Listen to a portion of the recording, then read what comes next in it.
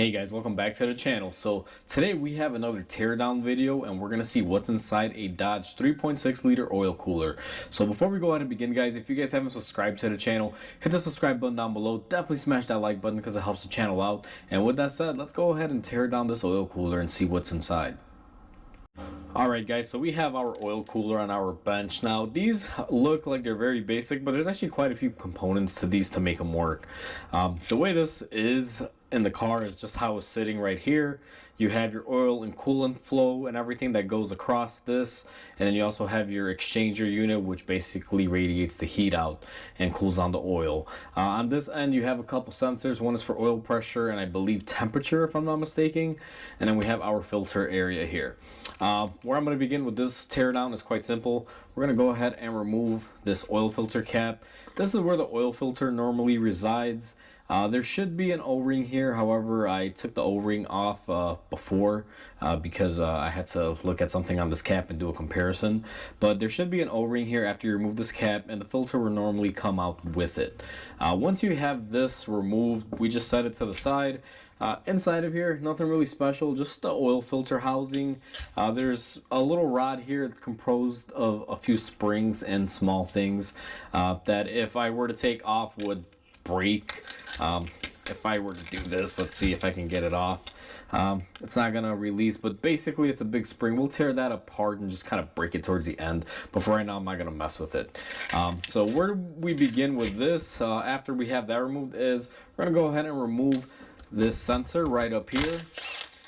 This one I believe is the coolant temperature sensor, or let me see, nope, this one is an oil temperature sensor if I'm not mistaken, and then this is going to be the pressure sensor, the one that's underneath it. So we're gonna go ahead and rip these apart. Now for some of you that have to reuse these sensors if you were to replace this cooler, because I hear Dodge now doesn't sell this as a complete unit anymore with the sensors, you'd have to swap them over. One word of advice is crack these loose before you use any power tools on them, or you will spin these loose right here that are cased in the molding. You'll never get your sensor off. Now these are your typical sensors. This one is for pressure. I can tell just because of the hole in the center there. So this is our oil pressure sensor, and then this is our oil temperature sensor that's measuring the temperature of the oil. They're both really basic. This one for the oil pressure is a 3-wire setup, and we have a 2-wire setup for this one. It's a thermistor type. These are very commonly used in automotive applications. Nothing really special there, and I can't really tear down these sensors or anything that much because there's not really a whole lot in there. Now that we have that off, I'm going to start off by removing this cooler portion, which is held on by a couple T30s. Even when you remove these T30s, or T25s, I'm sorry, this still doesn't want to come off. It can be on there pretty harshly because it's held on with quite a bit of force. So what you're gonna need to do to rip this apart, and I don't think you guys will be doing this unless you're rebuilding it, but we're just gonna grab a screwdriver and go ahead and pry off the sides here. And once we have that torn apart, you'll be left with something like this. Now these bolts can come off quite simply. I do want to talk about the bolts that hold the cooler in place. If you notice, they're encapsulated. They don't come off from this actual sleeve. Now our cooler itself, once you remove everything here, you will notice that there's not really anything more to this.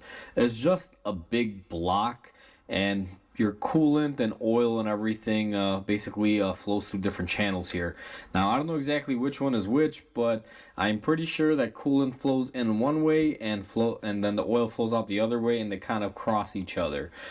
They kind of go in between one another, if I'm not mistaken, in that type of situation. So again, it's really hard to say. I don't know if it's just oil flowing through here nonstop or if there's actual coolant flow, but coolant should be flowing through this. There's no schematic on these chambers, unfortunately. Now that we have our block out of the way and we're going to take our hardware out of the way, what we're going to need is a flathead screwdriver. Now we're going to have a few seals here. This is the oil cooler seal area right here. These have been in here for a while, I can tell, because they do not want to come off whatsoever. But let's see if we can get them to go. And these seals are really hardened up. This is possibly where it could have been leaking from. Now that isn't working for me, so I'm going to have to come over here to my toolbox, and we're going to have to get our pick, and we're going to go in here to our seal and go ahead and pull up on it. Now this is the best example of why seals fail. This thing is really stiff and hard. It's not really rubbery anymore. It doesn't really like to move around, but that is one of the seals that you'll have there. And it's also going to be followed by another seal just like it, but in a different fashion. This one's going to be more of a circular seal. You guys can see right there. And then we should have the same exact style seals here as well, just on the other side. Not to be repetitive, but since we are doing a teardown, I do want to try to tear down these units to the point where there's nothing left. And there we go. We have two of the same seals just opposing one another. And I'm pretty sure your oil flow, just to see here. Let me see if this is our oil channel. So that looks like oil, and then this other will be our coolant. So the way I believe these work is oil comes in from this passage to this passage, and coolant flows from this one to this one, and vice versa. And that's how they work together. Now you guys probably saw this piece come out of here. For some reason they have like a little sliver here, or whatever this portion is. It's like a little diverter. What this looks like is just like it slows down the flow for whatever reason. So that was in there, and the other side here, I don't believe that side comes off. Now that we have it pretty stripped down, if we look underneath here, we have our passage areas, and one thing you will notice is that you have a port here and here. These normally do have a O-ring, but this cooler, when I removed it off the car, the gaskets were in such bad shape that they actually stuck to the block, and I was able to remove them off the actual car. That's why they're not on here, but you will see that you basically have a variety of gaskets. Now these gaskets, they're pretty unique to one another. Usually you can't really cross these. Like, these are a very small O-ring. They wouldn't fit in these bigger portion areas, and all these bigger portion areas are all identical. We should have one more here, and like I said, this thing has just, these seals are bad. They're just so stiff, and they've basically gone from rubber to a hard rubber, which is never a good sign, especially for something that is keeping liquid from leaking out. But you guys can see that's the bigger size seal there versus the little one. And there will be two more here that are not here, just as a FYI. And the last but not least, there is also one O-ring that is located right up here. And I don't know how well the camera's going to pick it up, but all I'm going to do is take my flathead screwdriver and go ahead and take off that O-ring, and then we have pretty much a bare bones unit here. Now I did mention that in here that we do have a spring and a few other things. I have no idea how this can come off, except if I just take my screwdriver and were to force it out of here and possibly break it. So let's see if we can do that here.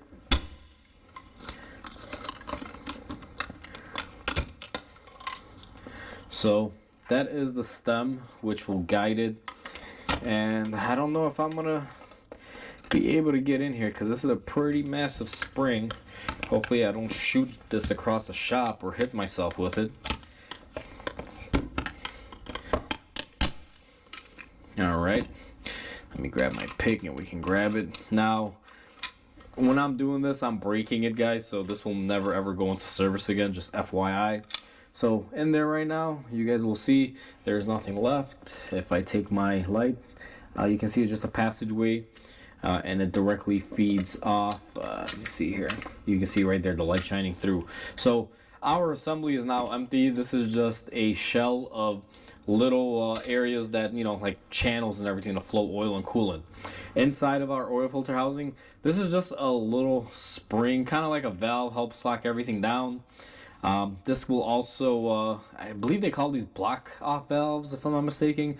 They basically will stop the oil from draining out after the car is turned off, so that way you don't have any issues with the vehicle starting up in the morning, possibly making a knocking noise, or not having oil pressure right where it needs it. And that's what this whole spring assembly in here is. You guys will see the spring is not very strong. It's particularly on the weak side, but it's enough to stop the oil from flowing. Basically, as soon as you kick on the engine, the oil pressure will surpass the spring, open up the doorway, and allow the oil to flow through. And when you shut it off, the spring will close the doorway, keeping this chamber filled with oil. So when you start your engine in the morning, it doesn't start with a dry filter and it'll have to pressurize the whole system again. It basically holds its pressure all within. That's pretty much the basics of these. There's not a whole lot to them. I know they make a lot of rebuild kits where you can get the gaskets for the coolers that go up here and get all of these other gaskets here and rebuild them. But what I find, guys, on a lot of these, sometimes they leak because they crack. Normally you'll have somebody at a quick lube shop. You guys can tell here, this cap is a size 24 millimeter. When they put the oil filters on, they'll use a 24 millimeter, which is usually a ½ inch, and they'll crank these suckers on really tight, and they'll actually wind up twisting this oil filter housing here and potentially introduce a crack. And sometimes, you can't really fix that if that is the case. So you can replace all the gaskets you want. I know these things can be expensive. I know back in the day you could buy this whole cooler assembly with the sensors from the dealer for about 300 bucks. Last one that I called in on, they said that the sensors now come separate. They've updated the design on them, but I guess it may vary from year to year because these do have some year differences. There's some that work, I think, from 2010 up to 2015, and then 2015 and up has a different style. So you want to make sure you get the correct one. But if you buy an aftermarket one, they do make a all aluminum one that's supposed to be pretty much unstoppable from what I've heard. But it's really hard to get that. It's always been out of stock every time I've tried. Hopefully by the time this video reaches out, those are available, because this is a very common failure on these. And you guys can see it's just very cheap engineering. It's plastic. That's primarily what this thing is made out of. And all of these plastic parts can warp over time with heat and cold cycles. And start a leak. So that's the basic breakdown of this, guys. Hopefully you guys enjoyed this. Please comment, like, and subscribe. It definitely helps the channel out. Hope you guys have a wonderful day, and I'll catch you guys on the next video.